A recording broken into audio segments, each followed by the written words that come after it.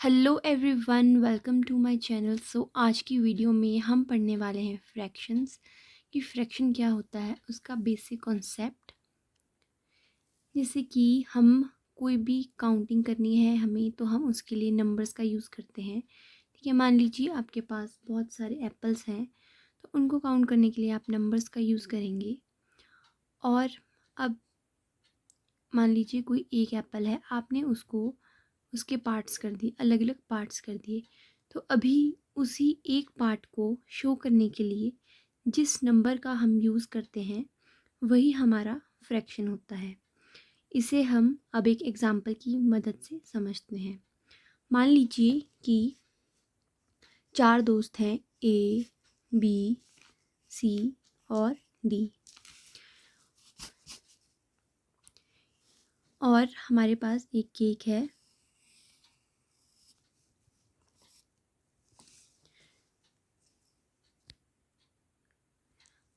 अब जो ये केक है, इसके हम ऐसे बराबर भाग करेंगे कि चारों को बराबर बराबर मिले। तो चार लोग हैं, तो इसीलिए हमने इसको चार बराबर भागों में बांट दिया। ठीक है, तो अब ए को हम इसका ही एक भाग दे देंगे। एक पार्ट हमने ए को दे दिया, यानी कि चार में से ए को कितना मिला? एक। कितने में से? चार में से, तो 1/4। और यही हमारा क्या है? फ्रैक्शन, जो ये एक पार्ट को शो कर रहा है। ठीक है, उसी तरह बी को हमने मान लीजिए ये दे दिया, तो बी को कितना मिला? चार में से एक मिला। उसी तरह सी को मान लीजिए हमने ये दिया, तो सी को भी कितना मिला? 1/4। और डी को भी 1/4। डी को हमने ये जो लास्ट में बचा था ये वाला दिया। तो यही क्या है? हमारा फ्रैक्शन, जो अपॉन की फॉर्म में होता है। ठीक है, और अगर हम इन चारों पार्ट्स को प्लस कर देंगे, तो यहाँ से हमें क्या पता चला कि चार बराबर भागों से मिलकर ये एक पूरा बनता है। 4/4, ये आ गया एक पूरा होल कंप्लीट। तो फ्रैक्शन क्या होता है? A fraction is a number representing part of a whole. मतलब एक फ्रैक्शन क्या? एक नंबर है जो क्या रिप्रेजेंट कर रहा है? एक पार्ट को। किसके पार्ट को? एक होल की। मतलब ये जो एक केक था, ये क्या था? पूरा एक केक था, होल था। और जब हमने इसके अलग अलग चार बराबर भाग कर दिए, तो एक एक भाग को शो करने के लिए हमने फ्रैक्शन का यूज़ किया। तो हर एक भाग इसका क्या है? 1/4/4, 1/4। ठीक है, और इन्हीं सब से मिलके हमारा क्या बन जाता है? एक पूरा होल।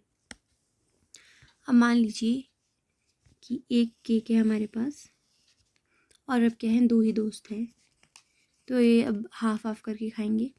तो हमने इसके दो बराबर पार्ट्स कर दिए, तो एक पार्ट ए को मिल जाएगा, ये वाला, और एक पार्ट बी को मिल जाएगा।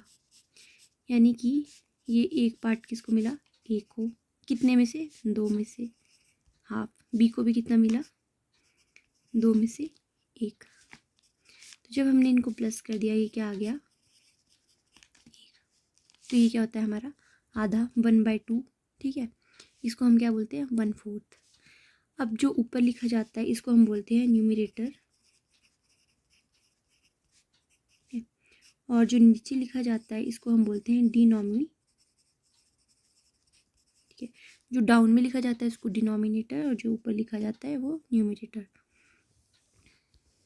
ठीक है, और to find fraction the parts have to be equal. ठीक है, फ्रैक्शन को जब भी आपने करना है तो मेक श्योर कि जो आपके पार्ट्स हैं वो दोनों क्या होंगे?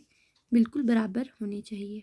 ठीक है, अब एक पॉइंट इसमें ये भी लिखा है, the whole may be single object और अ ग्रुप ऑफ ऑब्जेक्ट।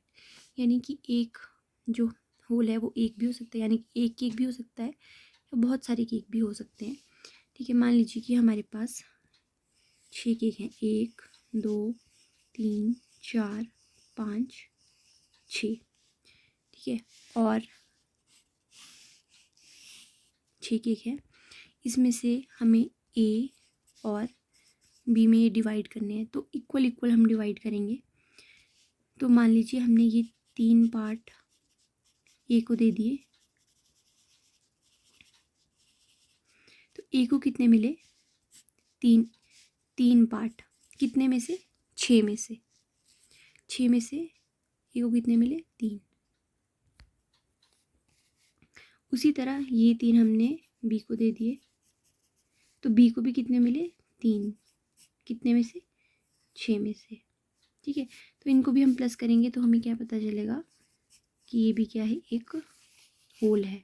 ठीक है, तो यही हमारा क्या होता है? फ्रैक्शन, जहाँ पे हम किसी भी एक होल के पार्ट को शो करते हैं, उसे हम दर्शाते हैं। तो यही हमारा फ्रैक्शन होता है।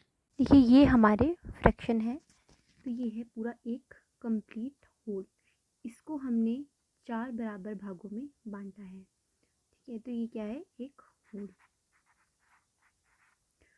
और जो ये है, ये कितना है? 4 बराबर भागों में से एक पार्ट को शेड किया है, इसको हम लिख सकते हैं 1/4।